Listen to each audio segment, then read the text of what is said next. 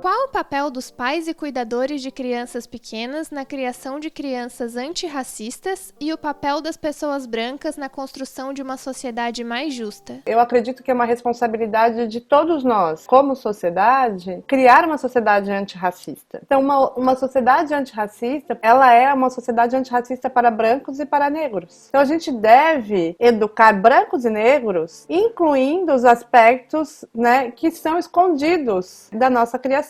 Porque o que acontece? A gente tem uma criação que tem uma hegemonia branca, que cria uma história geral que é uma história da Europa, uma boneca que é sempre uma loira de olho azul, uma história que conta a história dos imigrantes da Europa como diferentes, italianos, alemães, portugueses, enquanto conta a história dos diferentes grupos africanos, tem os GGs, os Nagôs, os Yorubás, eles são diversos que vieram para o Brasil, a gente fala os negros. Então a gente define como um grupo, enquanto tem uma diversidade enorme dos grupos de brancos, que a gente conta essa história, não conta a história da diversidade enorme dos grupos africanos que aqui descendem e que aqui estão no Brasil. Então a gente tem que recontar essa história para toda a sociedade brasileira. Quando a gente reconta essa história para toda a sociedade brasileira, o que acontece? Eu vou dar o exemplo da boneca negra na escola. A boneca negra na escola, ela, faz com que as crianças negras se sintam representadas. E 2, faz com que as crianças brancas parem de se sentir o centro do mundo. Então a educação antirracista é a mesma para a sociedade como um todo. Nós não vamos criar uma educação que é antirracista para brancos e outra que é antirracista para negros. A gente precisa incluir essa população que é 54% em todos os espectros da sociedade. Eles não vão ser o diferente, eles vão ser a sociedade, assim como brancos se sentem a sociedade, fazendo parte da sociedade. Porque a gente não tem que ficar esperando essa educação antirracista dos negros. Os negros não são obrigados a educar os brancos. Os brancos têm uma responsabilidade porque herdaram simbolicamente e materialmente esses privilégios que são próprios do racismo. Então, a responsabilidade por uma educação antirracista é uma responsabilidade por um país melhor para todos. Tem um grande engano que as pessoas brancas muitas vezes acham que o racismo vai prejudicar apenas os negros. Na verdade, sim, por uma parte, no subjetividade, mas a gente mora num país pobre. O Brasil é pobre por causa do racismo. Exatamente, eu vou dar uma explicação por quê. Se o racismo divide a sociedade e faz com que vidas humanas tenham mais valor, a morte de uma criança branca de olho azul, ela causa uma coisa muito diferente de uma criança negra, né? Então, assim, se a gente faz uma sociedade que tem mais valor para um grupo do que para outro, a gente já divide a sociedade.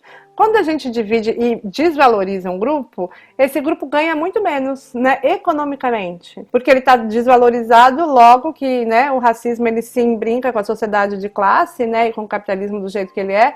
Então essas pessoas ganham menos, são menos valorizadas. Elas são as pessoas que não tiveram direito a terras no pós-abolição. Então, assim, a gente tem uma sociedade que tem propriedade privada, que são os brancos, quase sempre, e uma que paga aluguel, mesmo que elas ganhassem a mesma coisa. E o mais bizarro da gente pensar é que o aluguel de barraco dentro de uma favela ou num cortiço em São Paulo é um dos metros quadrados mais caro. Porque se a gente for pensar que é uns 600, 700 reais um negócio desse, só que moram 10 pessoas, cada pessoa está pagando, né, um negócio desse tamanho, um preço muito caro. A gente empobrece o país. O país é um país pobre porque essas pessoas valem menos, as pessoas pagam menos, essas pessoas são mais pobres. Elas são muito mais pobres e as vidas delas são muito mais precárias. Quando a gente tem um país com vidas que podem ser precárias, o país inteiro é pobre. O país inteiro é precário. A gente tem uma elite rica e o resto do país é precário, porque se pode ser precário para eles é porque a gente tem um país precário. A pauta racial, ela é muito mal vista porque as pessoas entendem assim, o racismo como um comportamento racial, de uma pessoa para outra.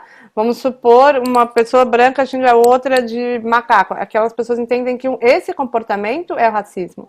Não entendem que a gente tem uma estrutura inteira que significa o racismo brasileiro, né? O que significa dizer que o racismo ele é estrutural? Significa que, se a gente for pensar o que é uma estrutura, se a gente for pensar que uma estrutura é a casa, né, os pilares de uma casa, se a gente tirar os pilares, a casa cai. Se a gente tira o racismo da sociedade brasileira, essa sociedade, dessa forma desigual, também cai. A gente tem que montar outra. E uma outra muito mais justa. Então, ela é uma sociedade melhor para todos. Então, eu acho que a luta antirracista, ela tem que ser de todos e criando crianças desde sempre. E aí, para dar um exemplo, exemplo, como fazer isso? As pessoas me perguntam sempre como, assim, né? Tipo, não tem um manual, mas, assim, depende do lugar em que a pessoa está na sociedade. Então, como criar crianças? Bom, se você é uma dona de casa, mãe, você tem que fazer na luta antirracista. O que teus filhos assistem de desenho? Só tem princesa loira de olho claro? Você já está criando um padrão de um ideal de beleza. Em que lugar estão as crianças negras, né, na convivência com teu filho? Porque, assim, não tem como criar uma sociedade antirracista para a criança se a criança aprende a ver o negro num lugar de subalternidade. Então, não adianta ela conviver com negros num lugar de hierarquia. Essa convivência tem que ser igualitária.